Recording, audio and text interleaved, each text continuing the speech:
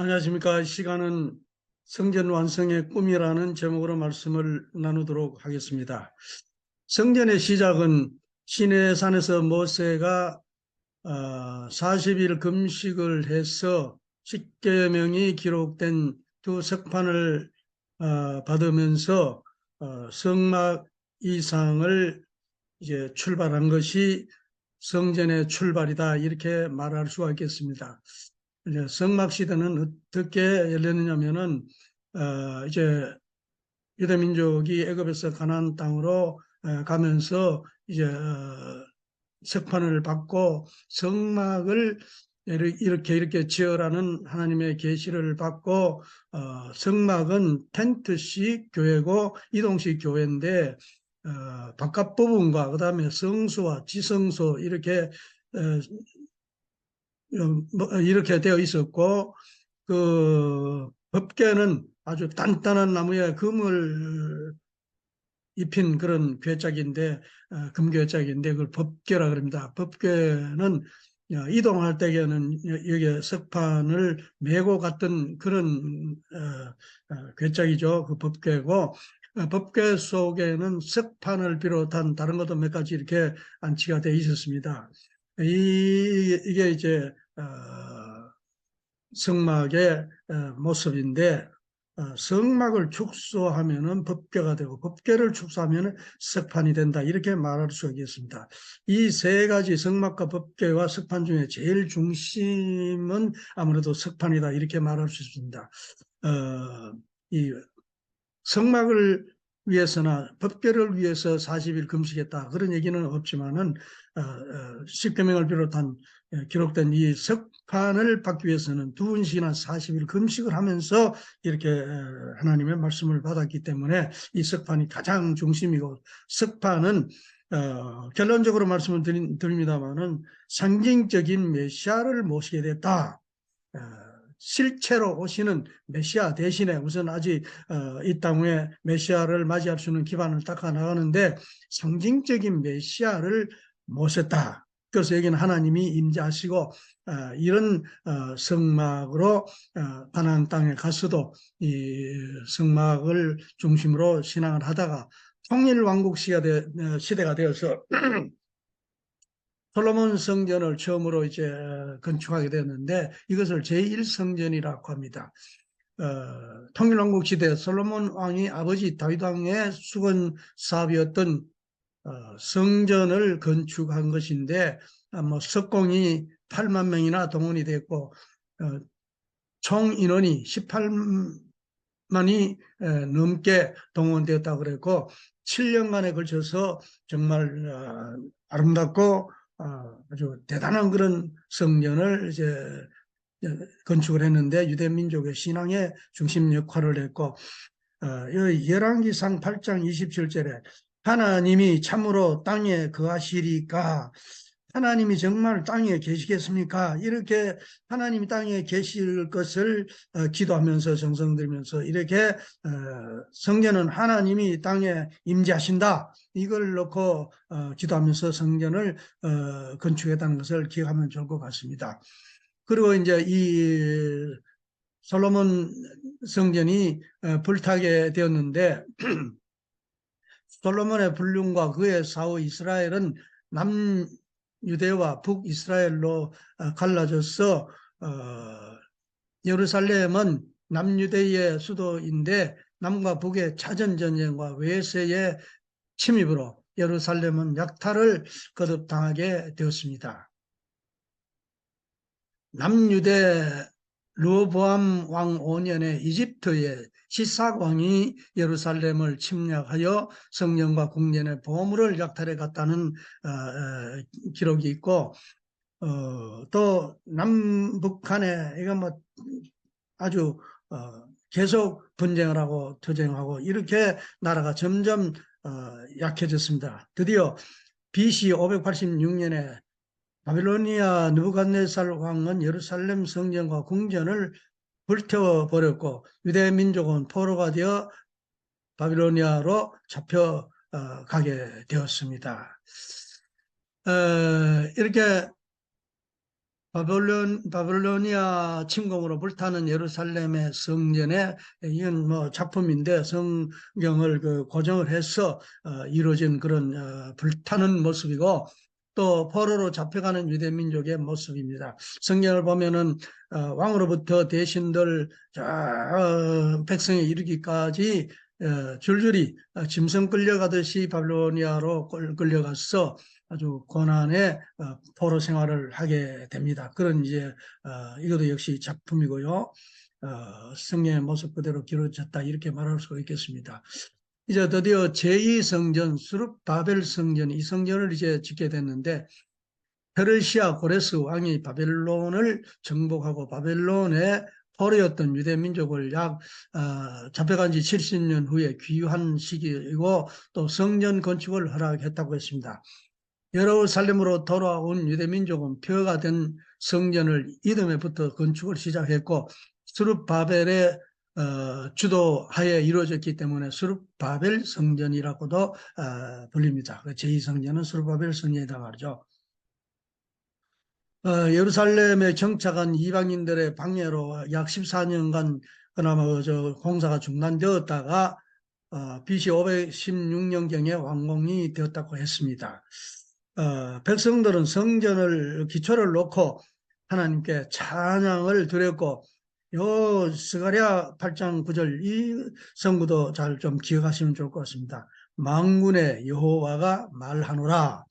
만군의 여호와의 집 곧 전을 건축하려고 하셨습니다. 이제 성전을 다시 짓는 것은 여호와 하나님의 집, 하나님의 전 성전을 하나님의 집을 짓는단 말이죠.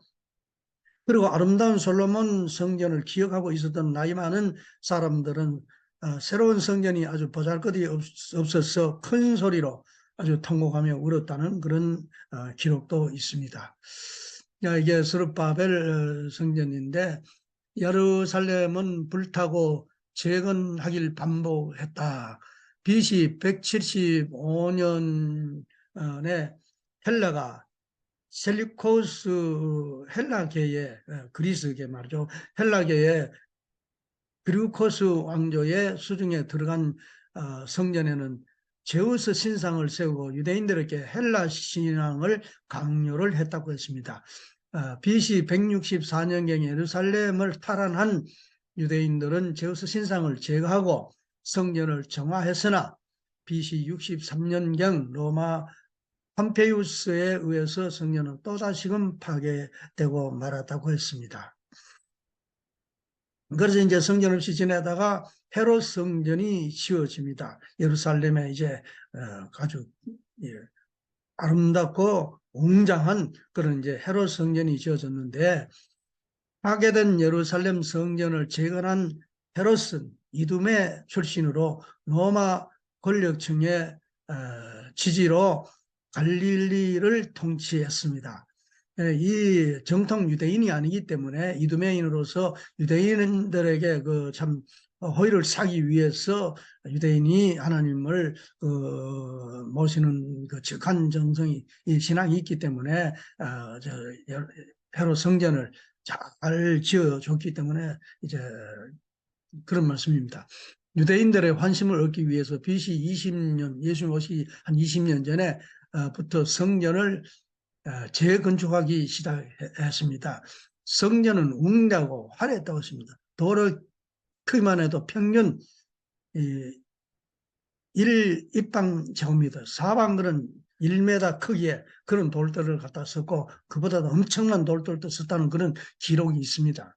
어쨌거나 예수님의 제자가 웅장한 성전을 보고 아주 웅장하고 아름답다고 예수님께 감탄의 그런 말을 한 것이 마가복음에 있기도 합니다. 유대인들은 이 성전에서 전례 행사를 했고 사내들인도 이곳에서 열렸습니다. 사내들이라는 것은 유대민족의 정치 지도자면서 종교 지도자인 70여인이 유대 나라를 다스렸습니다.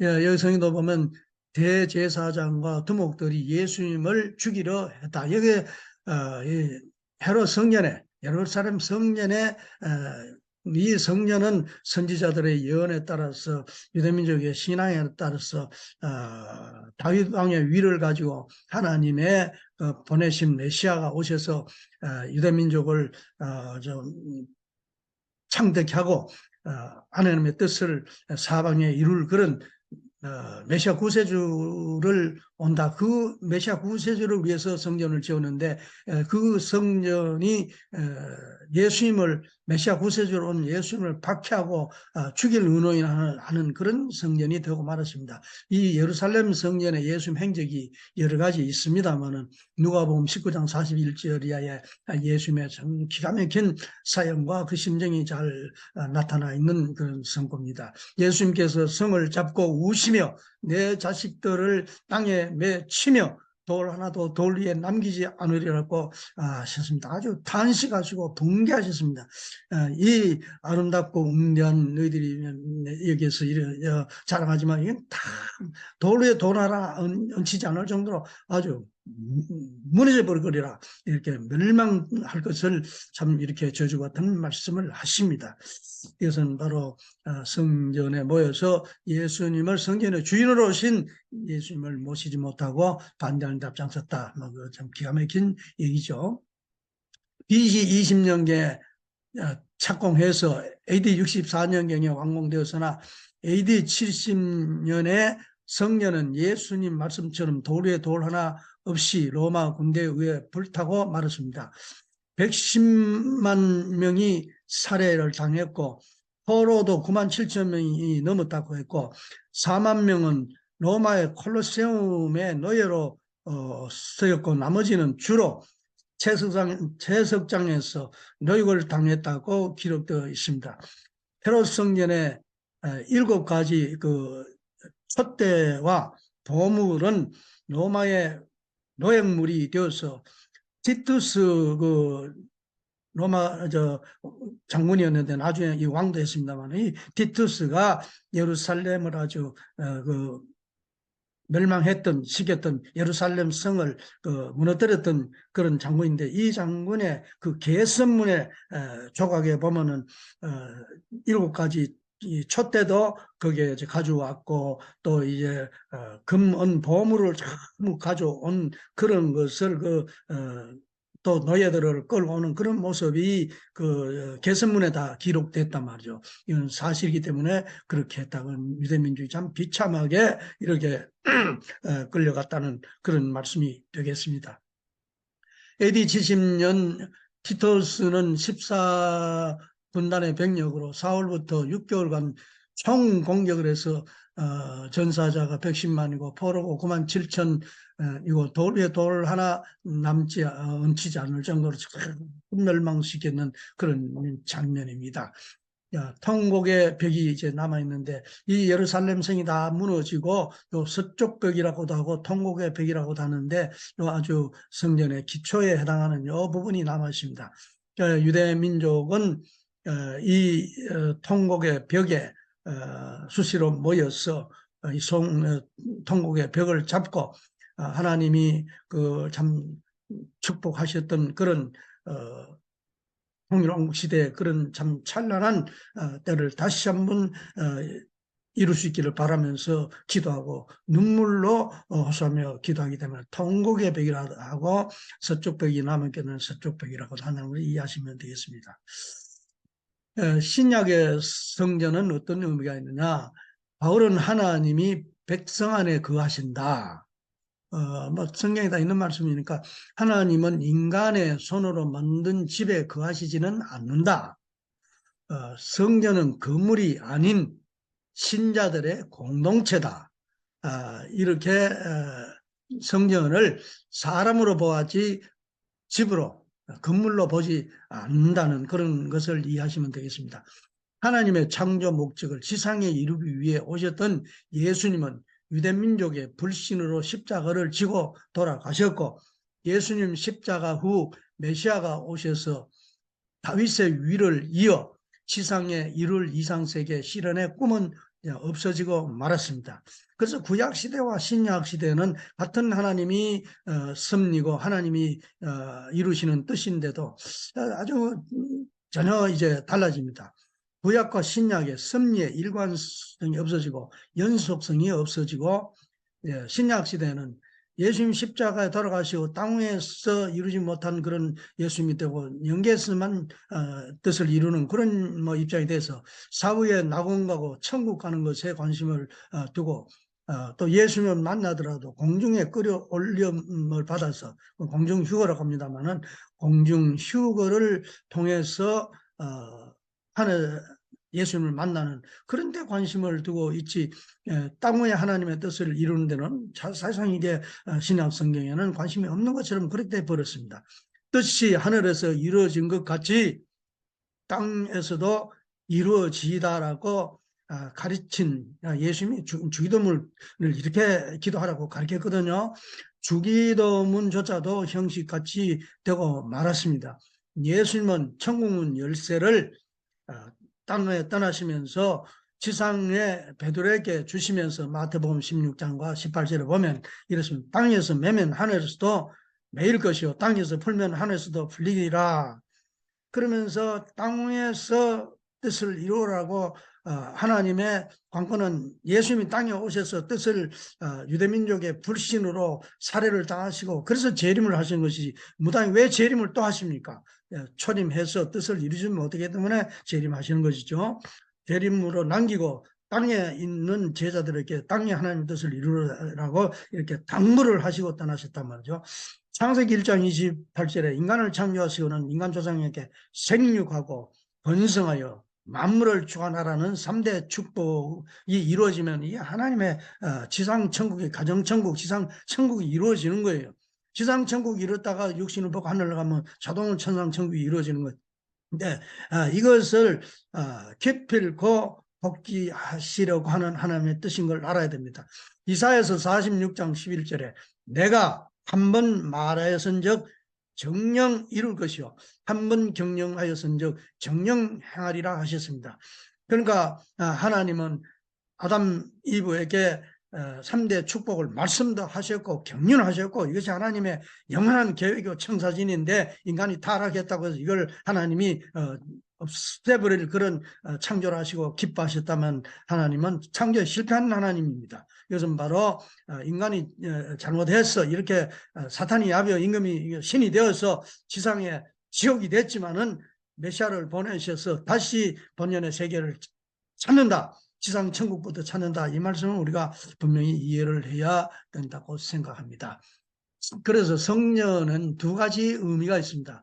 예수는 성년을 헐라 3일 만에 일으키리라. 그 예수님의 당신을 십자가에 달라고 할 때에 그 달아라면 내가 3일 만에 부활해서 성년을 다시 일으킨다. 이러니까 이것도 그 당시에 그 사람들은 46년간이나 걸려서 세운 이 예루살렘 성을 어떻게 3일 만에 일으키느냐고 예수님을 아주 힐난하고 뭐 참 말도 안 되는 소리를 하는 황땡 사람이라고 이렇게 아주 얘기했다고 성경에는 그렇게 오해가 있는 것을 말하고 있습니다. 어쨌거나 예수님이 이렇게 예수님은 몸을 성전이라고 했단 말이죠. 그래서 요한복음 2장 19절에 예수님은 성전이라고 했고 에베소서 5장 23절에도 교회의 머리라 그랬어요. 예수님은 교회의 머리라, 성전의 머리라. 고린도전서 12장 27절에 성도들은 그리스도의 지체라 그랬습니다. 너희가 거룩한 하나님의 몸인 줄 모르느냐. 그래서 예수님도 잘 믿는 성도도 하나님의 거룩한 성전이 되어야 됩니다. 그래서 마태복음 4장 6절에 사탄이 예수님을 3대 시험을 하는데 두 번째 시험이 이 예루살렘 성전의 꼭대기에 세워놓고 성전의 꼭대기에서 네가 만일 하나님의 아들이어든 뛰어내리라 이런 시험을 했다 그러잖아요.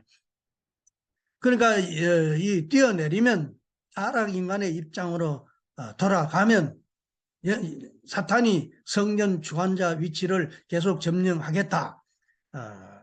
이건 바로 아담이 타락해서 사탄이 다 하나님 대신에 주관함으로 되어서 하나님의 거룩한 성전이 사탄이 우거하는 집이 되어버렸고 사탄이 머리 역할을 하고 사탄이 다 주관하는 천지가 사탄 세계가 됐단 말이죠. 그래서 예수님은 사탄을 물리치고 본연의 그 후아담으로 오셔서 성전의 머리로, 조상으로, 꼭대기로 이렇게 찾으러 오시기 때문에 사탄은 그걸 잘 알기 때문에 성전의 꼭대기에 세우고 거기서 뛰어내려라 그랬고, 예수님은 또 그게 무슨 뜻인지를 다 아시고 하나님을 시험하지 말라고 예수님은 아주 당당하게 참 명쾌하게 거부를 해버립니다.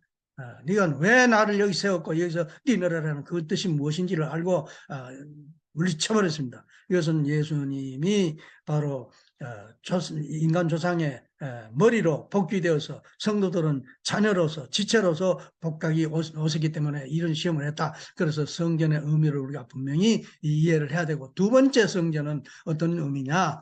이 성막을 중심으로 해서 성년을 출발하면서 그게 또 어떤 의미가 있었는지 그걸 우리가 생각해야 됩니다. 이 성막, 또 지성소에 모셨던 법궤 안에 모셨던 석판, 이건 요 두 석판은 아담 해와가 말씀의 실체가 되지 못하고 사탄 말을 따라가고 진리도 없는 존재고 하나님의 말씀으로 창조해서 말씀이 하나님이고 말씀을 가져야 인간인데 그 석판이 되지 못했죠. 그래서 예수님은 말씀을 실체로, 석판의 실체로 오시는 겁니다. 그래서 재림 주님도 말씀의 실체요 독생녀를 찾아서 두 석판 아담 해와 그 말씀의 실체로 오시게 되는 겁니다. 그래서 상징적인 메시아 석판을 성전에 성막에 안치를 하면서 출발했던, 여기에 이제 하나님이 임재를 했다 그러거든요. 이것을 우리가 성전의 출발인 것을 이해를 해야 되겠고, 그리고 제1성전 건축 때 말씀도 석판을 모시고 하나님이 참으로 땅에 거하시겠습니까? 이렇게 하나님이 땅 위에 정말 참말로 땅 위에 오시겠습니까? 성전에 하나님이 계시겠습니까? 하나님이 계시는 거룩한 집을 이렇게 건축을 했단 말이죠. 제2성전 건축 때에도 그 말씀이 석판을 모시고 만군의 여호와가 말하노라, 만군의 여호와의 집 곧 전을 건축하렸고, 만왕의 여호와의, 만군의 여호와의 하나님의 말씀이 하나님의 집 전을 건축하려고 한단 말이죠. 그러니까 이걸 우리가 이 성전은 하나님이 임재하시는 집이기도 하단 말이죠. 그리고 제3성전 건축 때 말씀도 이제 상징적 메시아 석판 대신에 실체적 메시아로 주님이 재림하시면 성전에 안착하시고 하나님께서도 예수님께 하나님의 성전이 되었던 것처럼 재림 주님의 두 석판의 실체로 오신 재림 주님에게 하나님이 임재하시고 그 거룩한 성전에 임재하시게 된다. 그런 말씀이 되겠습니다. 그래서 요한계시록의 마지막 될 때의 그 얘기가 하늘의 장막이 땅 위에 쳐지고 하나님과 인간이 같이 사는 때가 온다. 이거는 사람도 거룩한 성전이고 이제 하나님의 뜻이 다 이루어지면 하나님과 인간이 땅 위에 오셔서 같이 살기 때문에 사는 집도 거룩한 성전이고, 이제 사탄이 머물던 곳은 성전이 될 수 없고 사람도 성전이 될 수 없고 하나님의 집도 성전이 될 수 없지만은 이제 주님이 재림하셔서 하나님의 사람도 거룩한 성전이 되고 하나님을 모시는 성전도 거룩한 성전이 되어서 그렇게 이해를 해야 계시록의 말씀이 이해가 된다는 것을 말씀을 드립니다. 그리고 성전 건축의 꿈은 유태교인들이라든가 회교인들이라든가 기독교라든가 또 기독교 일파인 아르메니안이 요 예루살렘에 살고 있습니다. 이 예루살렘에 어느 누구도 이 성전을 세울 수가 없을 거예요. 오랜 세월 여기에서 서로 자리를 잡고 갈등하고 어느 누구도 마음대로 할 수 없는 그런 예루살렘 성이 되어버렸어요. 이건 성경 가장 그 예루살렘의 중앙에 회교 건물이고 뭐 이렇게 또 다른 종교 건물 이렇게 서로 네 종파가 모여서 서로 한치도 양보할 수 없는 그런 입장에 있기 때문에 유대인들이라든가 많은 세계 기독교인들이 예루살렘 성전을 주님이 오시면 여기에 세울 것이다 이렇게 생각하고 예루살렘 성전 건축에 운동을 하고 있는 사람들도 많이 있습니다만은 결코 오시지 없다. 성전 완성의 꿈은 구세주 예수님 재림으로 이루어집니다. 사람들이 다시 이룰 수 있는 게 아니에요. 이스라엘로 오신다는 성경의 말씀이 계시록 7장 4절에 예수님 재림하실 적에 14만 4천 무리가 제일 먼저 주님을 만난다고 하는 그런 이스라엘 지파 가운데서 만난다든가 또 마태복음 10장에 이스라엘 동리를 다 돌아다니기 전에 제자들이 다 돌아다니기 전에 주님이 오신다든가 여기 섰는 사람들 중에도 내가 오는 것을 볼 자도 있다. 왕권을 가지고 올 적에 이렇게 예루살렘에 서다 만날 것으로 이렇게 얘기를 하셨습니다. 철없는 제자를 두고 가시는 예수님은 몇천 년 후에 오신다 이렇게 말씀을 할 수 없는 거고 곧 온다 이렇게 격려할 수밖에 없었습니다. 그리고 이스라엘이라는 것은 믿음으로 승리했을 적에 이스라엘이지 불신하면 이미 이스라엘이 아니라고 성경에 여러 곳에 말하고 있습니다. 그래서 예수님은 승리한 어떤 곳으로 오시지 불신으로 하늘 뜻에 반하는 그리는 오실 수 없다. 특히나 마태복음 21장 33절 이하에 예수님은 한날 제자들에게 이런 말씀을 하십니다.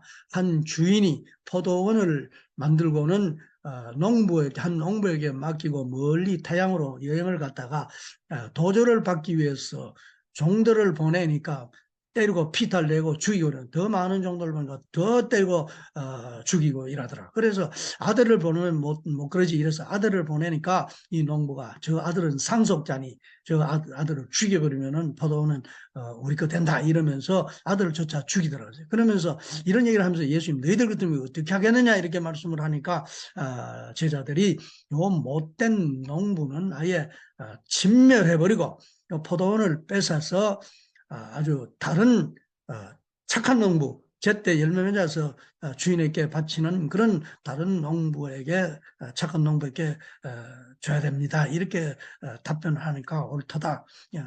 맞다 맞아. 이렇게 예수님 말씀하십니다. 이 예수님이 한가해서 뭐 이런 말씀을 하신 게 아니라 여기는 하나님의 섭리 참 기막힌 사연이 들어있는 거예요.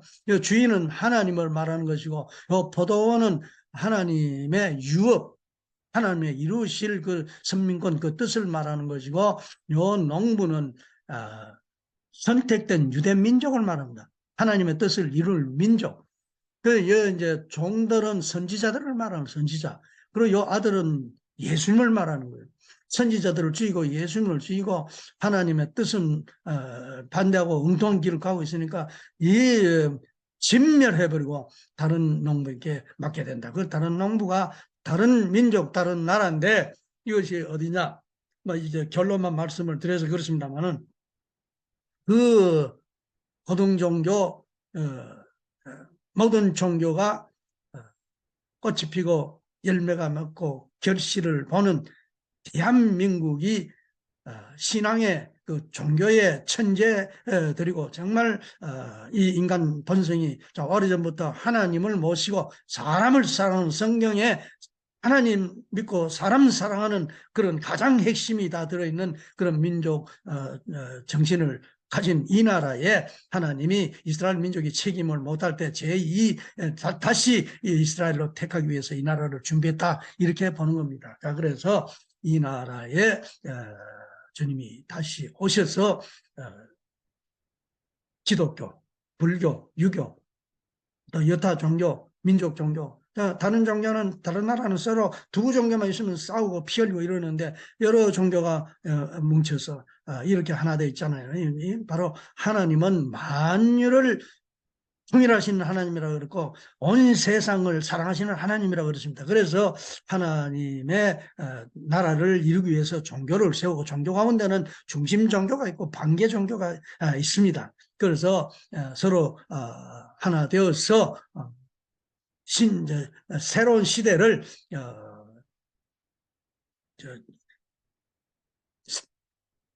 선천시대가 지나고 후천시대가 오면은 뭐 미륵불이 온다든가 재림주님이 오신다든가 진인이 오신다든가 신공자님 오신다든가 모두가 새로운 시대가 악한 시대가 지나가고 선한 시대가 온다고 종교는 한결같이 이렇게 하면서 때를 기다립니다. 이것은 다 하나님의 섭리가 같기 때문에 이렇게 되어가고 있다. 그래서 이 한국에 오시기 때문에 로마서 11장 11절에 저희의 넘어짐으로 구원이 이방에게 이르러 이스라엘로 시기나게 함이라. 유대민족은 하나님은 그저 유대민족의 메인 하나님으로 알았는데 하나님은 예수님을 살해한 이후로 유대민족은 버리고 상대도 하시지 않고 발로 바뀌고 또 새로운 민족들을 세워서 하나님의 뜻을 이루어 나가니까 이 시기 질투하는 그런 입장이 돼버렸어요. 그래서 우리가 이런 우리가 공부를 하면은 아주 놀라운 우리가 하나님의 섭리를 저버리고 하나님의 섭리에 가로막는 그런 일을 하는 유대민족이라는 것을 다음에 또 공부하면 좋겠습니다. 자, 그래서 우리들은 이 땅에 재림하신 분이 우리 문선명 한학자 총재님 양이분이라고 믿고 있습니다.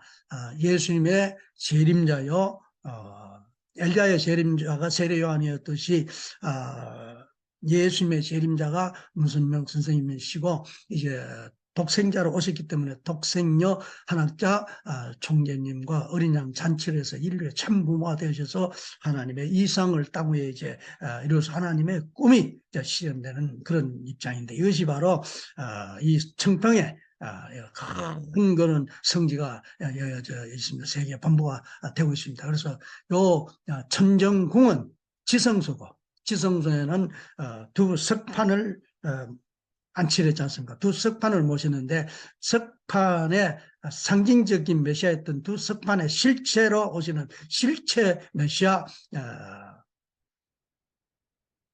예수님 성신이요 아담 혜와 복귀된 아담 혜와요 인류의 참부모 되신 석판 실체로 오시는 메시아가 모시는 곳이고 그게 메시아 모시는 곳이고 또 하나님이 임재하시는 곳이다. 그리고 요 밑에 이것은 천왕궁이라고 하는데 성소다. 성소는 천일성전이라고도 하고 천일국 중앙청이다 이렇게 합니다. 땅끝까지 하나님의 뜻을 이루고 만유를 통일하시고 하나님의 이상세계를 이루고 가려면은 메시아가 오셔서 중심 그런 장소도 있어야 되는 겁니다. 그래서 여기가 바로 천일국 성전이요 중앙청이다. 이런 여기에 많은 계획들이 정말 놀랍게 이루어지고 있습니다. 그래서 결론적으로 말씀을 드리면은 두 성전을 완성하는 것이 하나님의 꿈이 실현되는 거다.